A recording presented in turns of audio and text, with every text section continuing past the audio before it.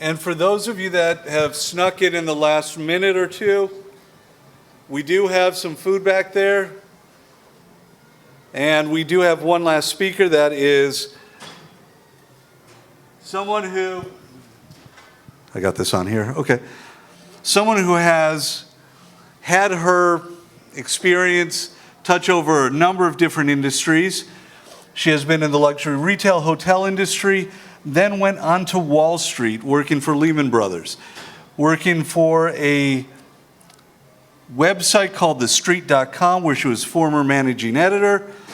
Kristin has also spent more than 30 years surveying luxury brands and consumer trends.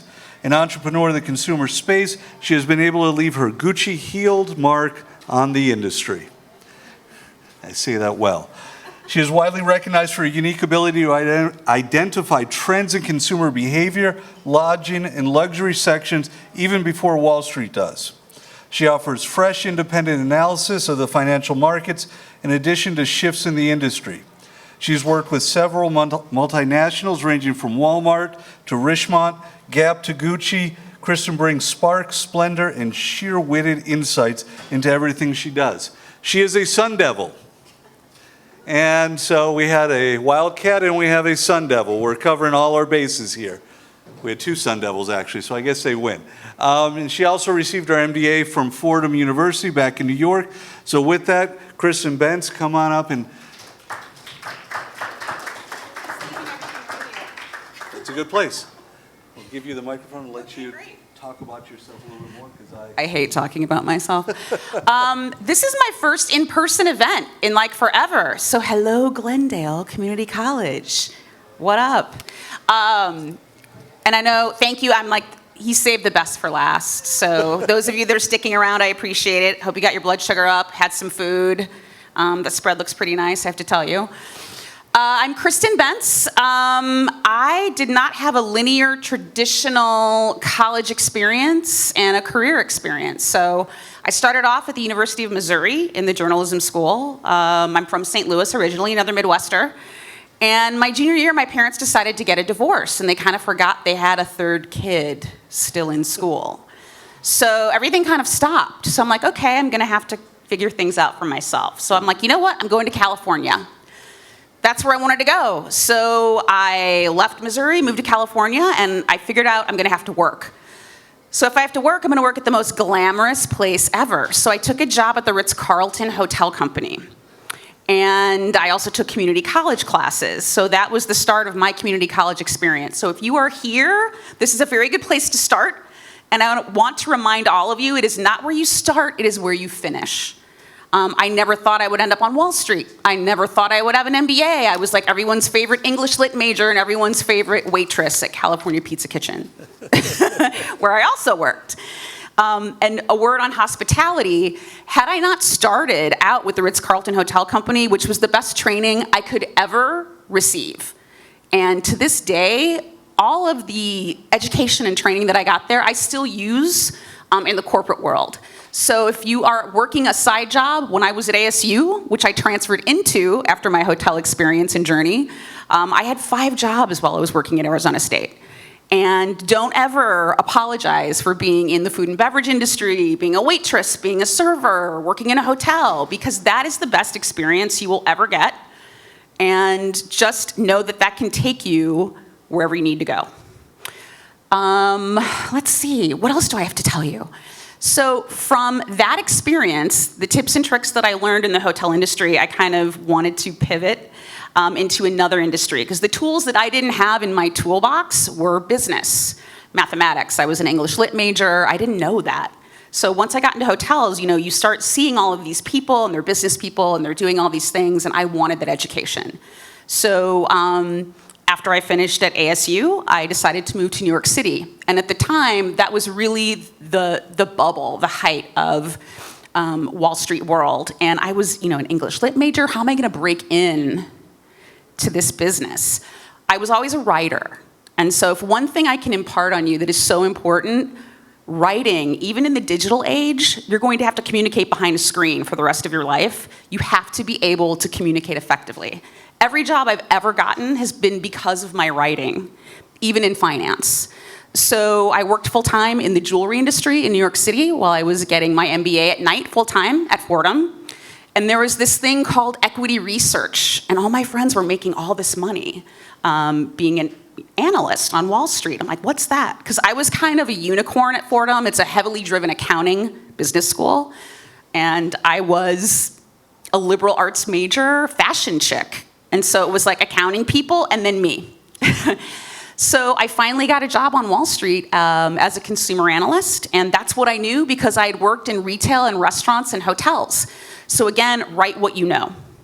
So I started writing analysis, and a lot of research on Wall Street is very dry, if you've ever seen it from Goldman Sachs or Morgan Stanley or JP Morgan or Bank of America. So at the time, this was the rise of American Eagle, Abercrombie & Fitch, and Aerie, ladies in the room, if you know anything about lingerie. So at the time, there was Victoria's Secret and there was nothing else.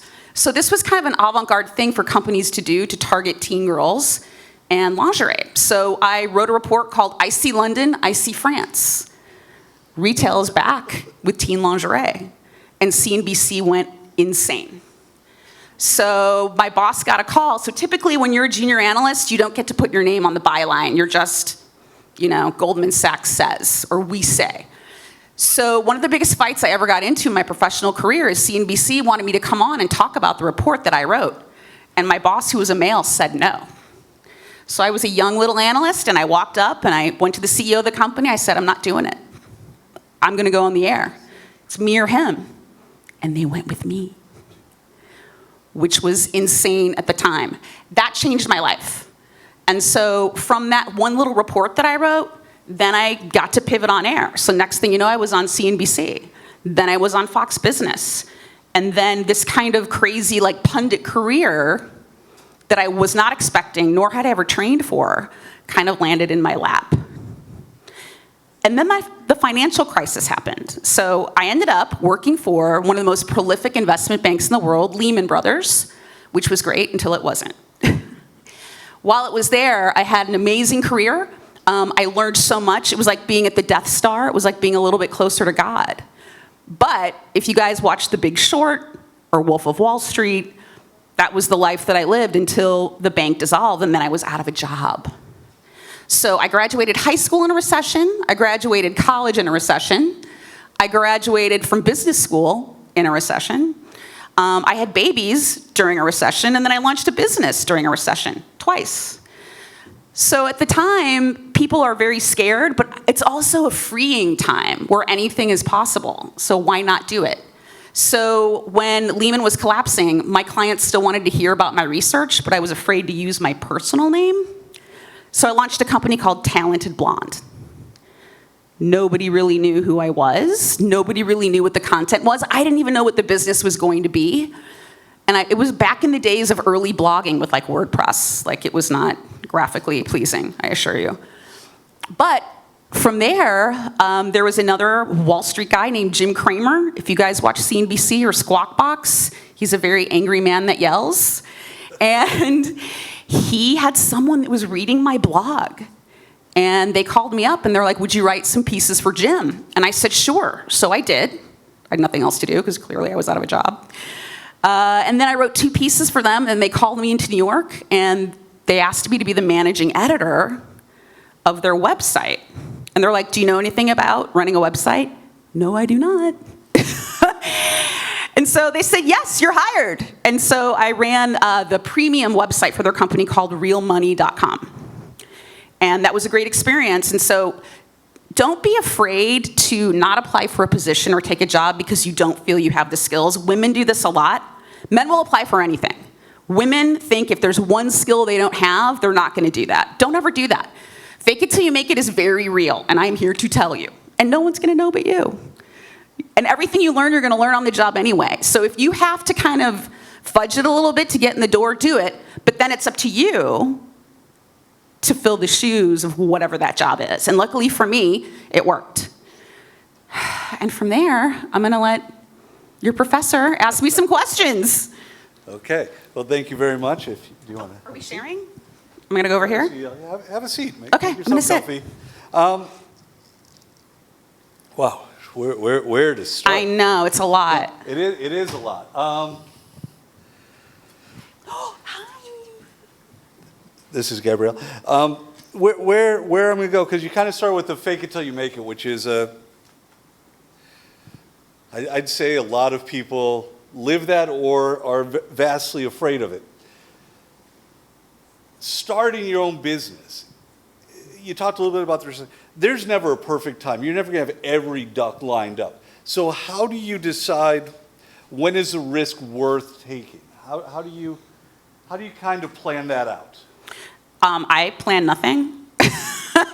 So it's kind of like necessity is the mother of invention. You know, I was sitting at home and I had a lot of traders on Wall Street that were like, Bentz, because I had this little column called Bentz Bites every morning that I would put out for all the traders, and they loved it. And I just put into real English what was happening in the stock market on various stocks that we covered. And finally, I'm like, you know, maybe I'll put something out, but I won't put my name on it. And I just did it.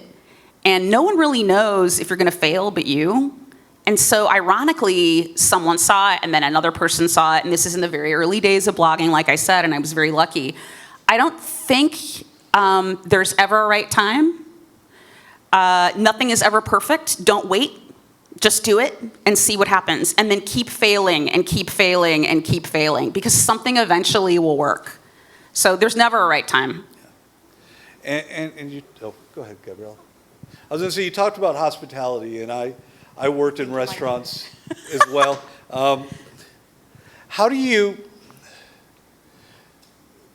explain more about some of the things you learned helping people in hotels, helping people in restaurants? Mm-hmm. Why is that really so important in the business sense? Mm-hmm. Why should people learn how to deal with other people?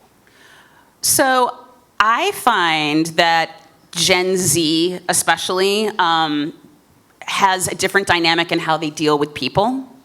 I think because you had such amounts of technology at the forefront, you have less problem solving that you have to do in person, especially conflict resolution. And also on the phone. I mean, very seldom does that demographic have to pick up a phone and actually cold call an individual. It's very rare. So when they're put on the spot. So my generation, that's something you had to do. And when you're in a hotel, you are forced to deal with the client on several mediums. It could be over the phone and in person, definitely. You're kind of at their service. And at a very high luxury hotel that I was working at, we were taught never to say no unless it was illegal, immoral, or in extremely poor taste. And that's it. So you really had to work out your lexicon in problem solving, where you're not telling a guest off, but you're telling them no in a different way. So for me, that was a really amazing education in how to get my point across in a way where I'm not insulting a client or sounding defensive, but telling them, no, you can't have this. And it was some of the best training that I've ever gotten. So once you have that, you take that wherever you go. And so at the time that I was at the Ritz-Carlton, there was this award that would go out for business. It was the Malcolm Baldrige Quality Achievement Award. And it was based on a professor named W. Edwards Deming, if you ever want to Google him. He was an amazing, amazing man who came into Japan after World War II and basically recreated their economy. And so here I was, a cocktail waitress at the Ritz-Carlton, 21, had dropped out of college, and I was getting this training in TQM, or Total Quality Management, something that GE still uses today. And all of those tenets that I learned, I still use today, and those actually helped me get into business school at Fordham, because unbeknownst to me, there was a whole school of the W. Edwards Deming TQM training program at my business school, which I had no idea. So having those afforded to me, so training right now is like dead. And Brent and I were talking about, you know, if there was a startup that I would invest in right now. Companies don't train employees anymore. And that training that I got, you couldn't go out and buy that today. So any chance that you get to work for a large multinational firm or a large hotel firm, you will learn everything at a hotel.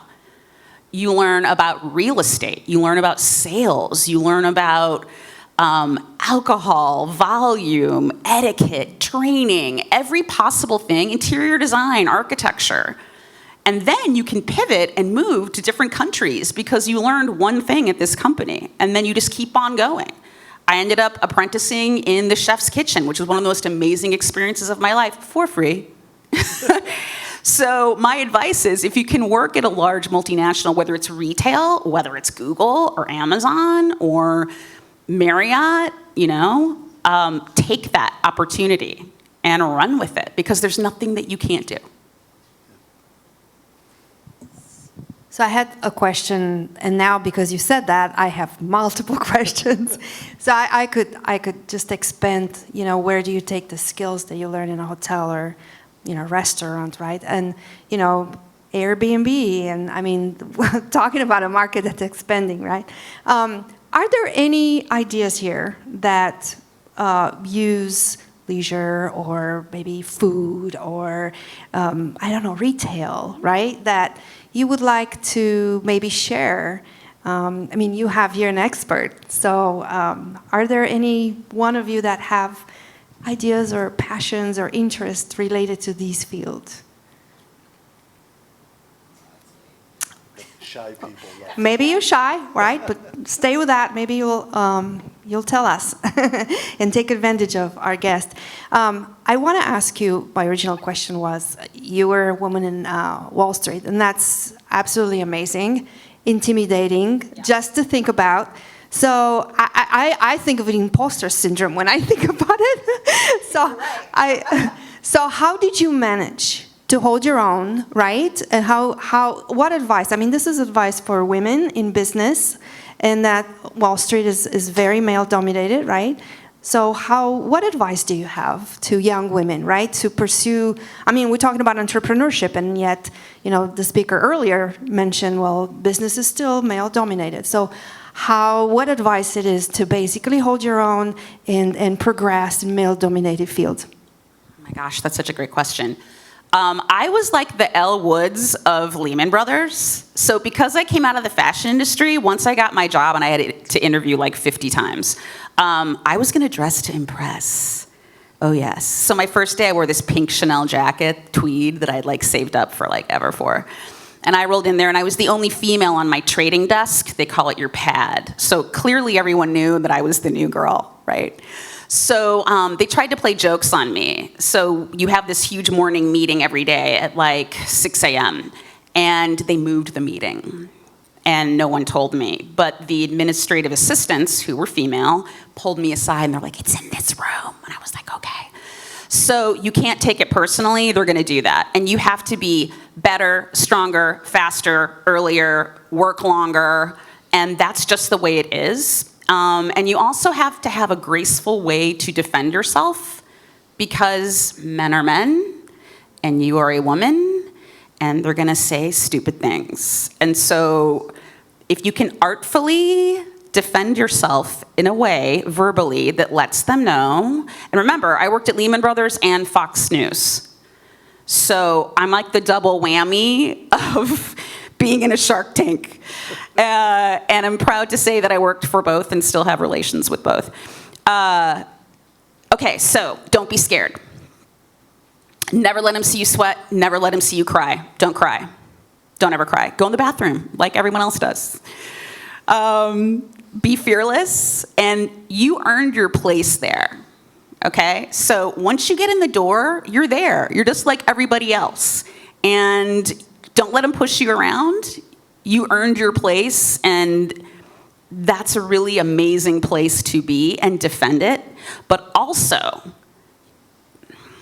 there is kind of a cost of doing business to be on Wall Street. And you're going to get knocked around, and men are going to say stupid things that are very offensive. And even women will say offensive things. So let's just make that equal. You can't just throw your hands up and cry. To this day, if anyone's watching the Murdochs on HBO, women that go public with things that happen to them are silenced forever. They get paid handsomely, and you never see them again. So we as women have to be able to own our truth, know our worth, and defend ourselves from either gender that's making you feel uncomfortable, and do that in a way that doesn't intimidate the entire world. It happens every day. It doesn't matter if it's fashion or Wall Street. I just did a lecture on Balenciaga and all of that stuff that's happening with that brand. You can be in any industry in the world. Women, we walk down the street every day, and every day is a minefield. You have to be able to navigate that without being a victim, because we're not victims. No one's a victim. And that was the biggest lesson that I learned. And so because of that, people could read the way that I was reading the room and the way that I was receiving this information, and sometimes it's great and sometimes it's not so great. And don't ever let that affect you. Okay, remember, it's just business, it's not personal. So you have to be able to deflect that, know who you are, and don't be afraid to be aggressive. Don't be afraid to earn your place at the table, and don't let anyone take that away from you. I don't know if that helps. Great advice. Unbelievable. Great advice. So we have a lot of changes coming, right? Pandemic and artificial intelligence and all that. What is happening with retail? I mean, I don't know anyone that hasn't shopped on Amazon, right? What's happening with retail? What can you, I guess, share with us that maybe, I have students who want to sell boutique clothes. They want to start their own lines. Many of them are very talented artists. They want to print stickers, T-shirts, and each one of them have this dream. What would you tell someone like that? I feel, I'm unique, I want to express myself, and they should, but what word of advice do you have for them to make it, in this world of retail with so much competition? So retail is in a bit of a spot right now where you have all of these giant brands that are laying off people immediately. I think Amazon just laid off another 12,000 people this week. But there's also kind of a hyper-local thing that's happening that I think is really fantastic. And if you are Instagram users, you see this every day. And there are all these, brands like Glossier, right, that started off, or Warby Parker, that were just clicks only, and then now they're clicks and bricks, and now they don't know what they're doing. So you have to have this mix of a physical presence, what I'm finding and what retailers are finding, and then you have to have this online presence too. But then you looked at all these fast fashion brands, and why are they, doing so well? And then you have thrifting. Thrifting is amazing, and you have this whole second market that's really dominating the marketplace. And I think it's very fascinating. And I think there's a special opportunity right now for anyone that's creating something that's very niche-y. Whether it's like modifying concert tees, or modifying denim, or modifying Chuck Taylors, whatever they're doing, bedazzling, all of these small, you can just start it on Etsy. I think Etsy is amazing, and they've kind of evolved.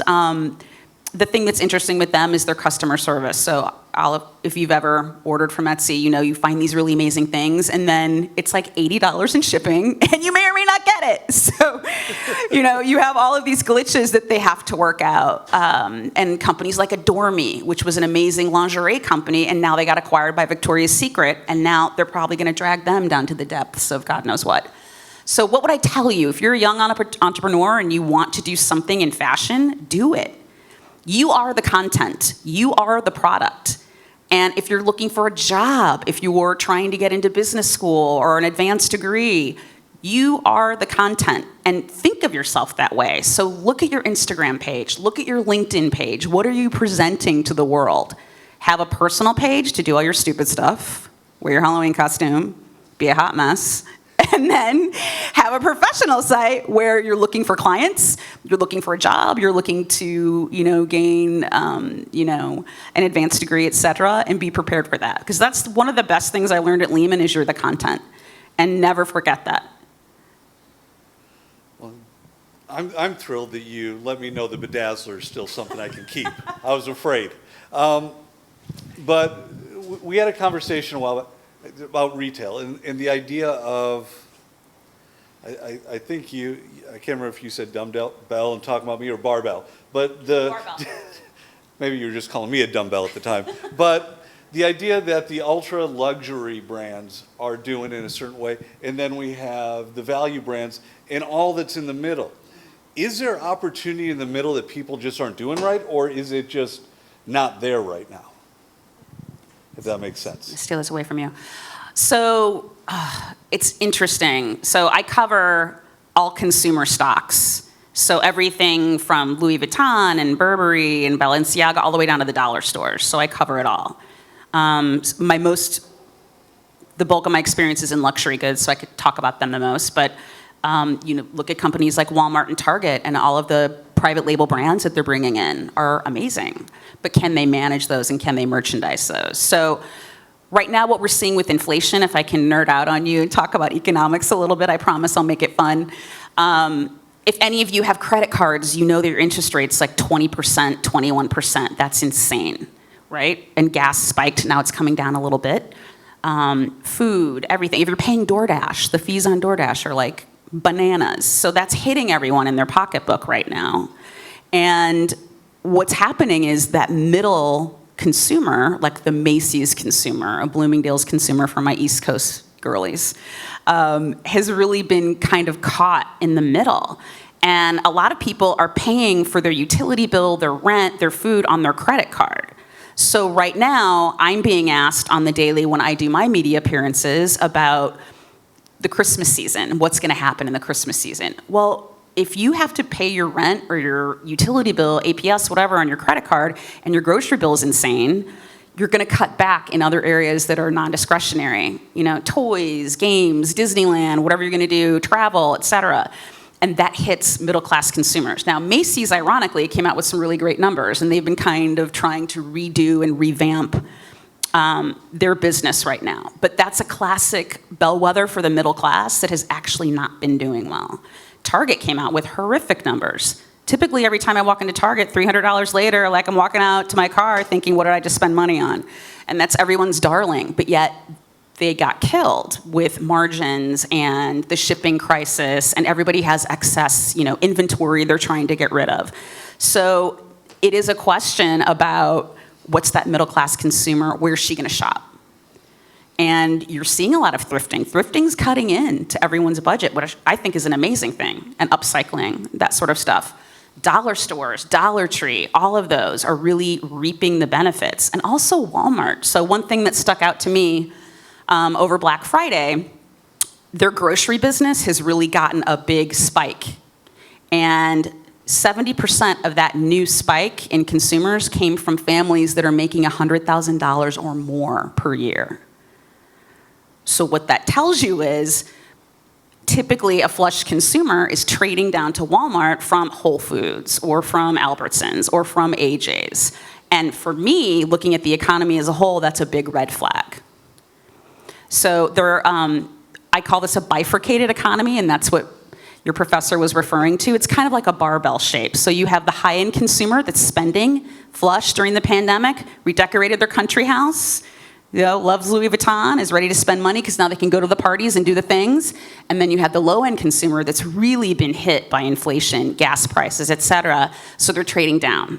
They're doing Walmart, dollar stores, et cetera. And then the middle class is just kind of like fading into the ether. And so that's what I get paid to watch and talk about.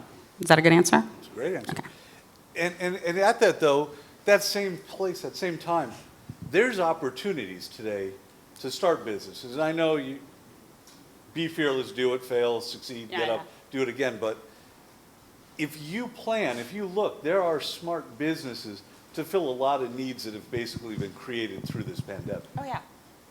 It's funny, one of my girlfriends and I were talking today, and she has a puppy, and she's a singleton. It's her first dog. It's like her child.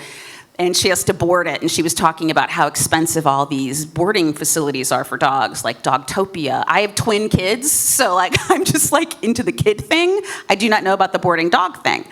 But we were chatting about a void in the market, and she's like, where can I, board my dog where someone's actually gonna care about it, not in a cage and they just open it 2 days or 2 times a day to feed them and walk them. There's gotta be a better way. And I'm like, dude, we should so do that. And then also childcare. I see a huge opportunity in daycare. Any of you that babysit or like children, there's such a void in the market since the pandemic because that business virtually was shut down. Especially in other areas of the country. We're more fortunate here in Arizona to have things, more open. But there is such a dearth of great childcare out there and great babysitting that I would advise anyone that is vigilant enough or crazy enough to start. That's a startup that I would invest in tomorrow if there was a really great daycare system out there. So I'm just going to throw that out there to y'all. No kids here. Do you have any questions? You've been very Yes. You can ask me anything. Go ahead. I just want to pick your brains on regards of luxury resale because I'm very interested in advertising the market for luxury. Yeah. And how societal views change over the pandemic. Uh-huh. How do you think societal views and idealism change retail itself? Okay, so the question is, and jump in here if I'm butchering it, is how have ideals changed about luxury brands post-pandemic? Yeah, when you were talking about how Balenciaga, Yes. what they're going through, Sure. the whole lawsuit and everything. So I just wanted to see how you were, your brains on about that topic itself. Sure. Corporate social responsibility. Right. So her question's on social responsibility within luxury brands. If you guys have been following Kanye West and Balenciaga and all the drama that's been going on there, they did an ad campaign that was really unfortunate with some kind of bondage type looking teddy bears with children in the ads who were 3 years old. And it was really disconcerting and really awful. So a lot of people spoke up, but a lot of people didn't. And in business school, we do a classic Harvard case on the Tylenol debacle and what happened when a bunch of people were poisoned with Tylenol and how did they respond to that. So they apologized early and they apologized often. And so that is a classic gold standard when you're talking about PR crises. So I got called in to talk about Balenciaga and what to do, et cetera, and what people think. So there have been a lot of kind of PR crises in the luxury brands that we've had. So you had Adidas and Kanye West. You had Gap and Kanye West. He's kind of the source of all of these issues. What's his name in Nike? Yes, exactly. And then you have Kyrie Irving. So Nike just separated, for any sports dudes in the audience, they just separated ways with Kyrie Irving for his anti-Semitic rants, et cetera.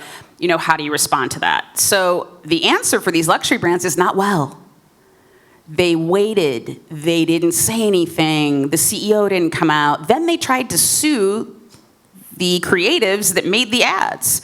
So I worked for all of these luxury goods companies. For an ad of that magnitude, there are about 80 people that sign off on that. I've been in the rooms where they've signed off on campaigns. So the fact that this company, the big question was, did they know? Did they know they were using children? Yeah, they knew. And they did it anyway. So the question that I get posed is, so how long is the consumer's memory? How long is it? And that depends. Balenciaga is a very expensive brand. I dare say you'll hardly ever see it walking down the streets of Phoenix. If you do, you probably wouldn't know it. So that consumer is still going to buy that brand and no one will know. So again, it's kind of like cognitive dissonance. Like when you go in and vote, people will say, oh, I'd never vote for that guy. And then they walk in there and they're like, coloring in the circle. So you don't know. Again, it depends on how long the crisis is and what they do to brush it under the rug. In this case, Balenciaga did nothing. So that's going to be rough. They apologized twice, then they sued, then they retracted the lawsuit. Brent and I talked about that extensively. And then they pushed out their poor designer, Demna, and made him apologize in broken English. It's the worst apology ever. Just go look it up on Twitter. It is terrible. So that's my other bit of advice. If you are working for a company and something bad like this happens, be sure someone in legal goes over the apology to make sure it's grammatically correct. And sir, go ahead. You're going to get a microphone. Oh, thank you very much. So with your experience with high-end customers, I know loyalty is very important to them. What other values would you say attract high-end customers? Ooh, that is such a good question. Okay, so one thing that I learned in working with very high-end luxury people is they have the money to fix the problem. So it's not about the money. So a thing at the Ritz-Carlton was kind of cool. They empowered their employees if something happened. So I spilled these Irish coffees on this woman's white cashmere sweater, and they made those really tall ones and like the big Chardonnay glasses with the long stem. You didn't know you were getting all these fun anecdotes today, did you? So I was trying to do a little bunny dip and set down the tray, but it went ba-tonk on this woman's beautiful, it was during Christmas, which is why I'm thinking about it, actually. So in most hotels, like, oh, I'm sorry, and then they bail. But at the Ritz, I could just take care of her whole dry cleaning bill. Like, I know it's still Chickabana, here you go. Here's $10,000, sorry. You could do that. And so that is so empowering, not only to the employee, but to the company as a whole, because you're fixing it. You know, people with true wealth, they have the money. They don't care. They want you to fix it. And again, this is like my big word right now is empathy. Do you care? Do you care? I was at a staycation at a resort in Scottsdale that shall remain nameless with my 2 children, and the ceiling fan fell out while my kids were playing, and it just went boop, like Black Hawk Down kind of stuff. And so I called the whoever, and I had them come over, and we could have easily like owned the hotel because it was such an awful thing. But instead, I'm like, can you just like put us in a new, just re-room us or do whatever you're doing? And they were like, oh my gosh, right away, thanks. But some people would have gone bananas and like tried to sue them and all this stuff. But they're like, done. We're fixing it. We're moving you now. We're going to pack your stuff. Boom, out. So I think empathy and solving problems and acting like you care are so important with that consumer, because they don't have time, but they do have money. That's something they have plenty of. How are you going to fix it for them? I think that's so important. I think it's such a great question, and especially now. COVID did this weird thing with hospitality, airlines, and hotels where now they don't have to care. Oh, we don't do blankets on planes anymore. I don't care if it's sub-zero and you're freezing. COVID. Nope, no Diet Coke. COVID. Want to clean my room? Nope, COVID. Can I have actual glassware and like a real metal fork? COVID. So, and this will be like, a Four Seasons or a really 5-star resort. And I don't think you can play the COVID card anymore. So my big thing going forward is I think that customer service is going to be so important in any business. And if you can solve those problems immediately in a very fast, efficient way, in an empathetic way, you're going to gain their share of wallet. Hope that helps. Okay. I'm going to take you back to English to wrap this up, because being an English lit major, and the apologies and the bad apologies. I teach business communications, and we have a lot of other classes here. The idea of writing, is so important. And apologies. When you do something wrong in the business world, can you explain what the difference is between a good apology and a bad apology? Because that's, like, people don't know how to own their mistake and just say, I screwed up. It's always, I screwed up, but, or how does that difference play? And isn't that the type of thing where really the screw up of the apology ends up being worse than the problem that they're apologizing for? Definitely. So a case in point is this Balenciaga case. So the apology reads, really sorry for this bad, and we said wrong decision. And this is the designer of the whole thing. And he said, now I will listen better. And the company has assured me they put adequate measures in place that something like this will never happen again. Adequate measures for like basically child pornography? I hope they're freaking adequate. What, are you kidding me? It was awful. Like, so bad. Like, stop talking. There has to be someone that says, stop talking now. We got you. Apology accepted. Thanks. So be clear. Be concise. Say you're sorry, don't blame other people. And that's what killed the brand, because they didn't say anything, and then they came out and then blamed the poor creative team, which Balenciaga is the client. That's a huge account for them. Nothing's gonna happen that they don't sign off on. So then social media was like, wait, now you're going to sue them. Just say you're sorry. Just say you're sorry and move on. They didn't do that. So in business, even in academia, if you're late with an assignment, if you blow something, you know, say you're sorry, you missed it, I want to make it up, sorry about that, be clear and be concise. Don't say something with 10 words when you can say it in 5. Use the delete button. I feel I shouldn't ask another question after that. So, but I'm going to end with just, I mean, we are a school, a city, a state, a nation. We love second chances. Yeah. But you have to own up to get the second chance. So. Oh, and once you own up, then everything's fine. Yeah. I mean, how many public figures out there, sports figures? Oh, I'm sorry, I've sinned, I'm sorry. Like, and then everyone's like, okay. So always remember that, and even in business, you know, but you have to own the problem. Yeah. At Neiman Marcus, I was an intern on Camelback while I was at ASU, one of my 10,000 jobs I had.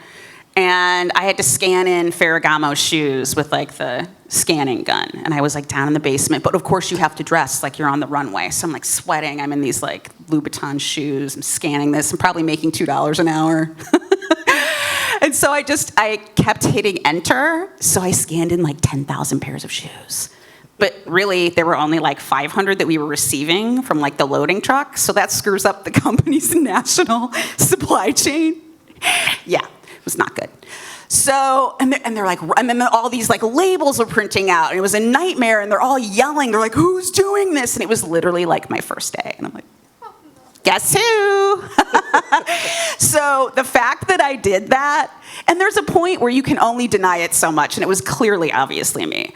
So my advice to you is when that happens in corporate America, and you take it on the chin, and you own up to it, you will get so much respect. From then on, like my, reputation as an intern skyrocketed, even though I made such a hot mess of the whole supply chain. But 5 years later, I ended up interviewing the CEO of Neiman Marcus on Fifth Avenue, in New York as a Wall Street analyst. So who's laughing now? There you go. All right, let's leave it at that. Thank you so much for having me. Thank you so much for coming. All right, so let's recap some of the next steps that you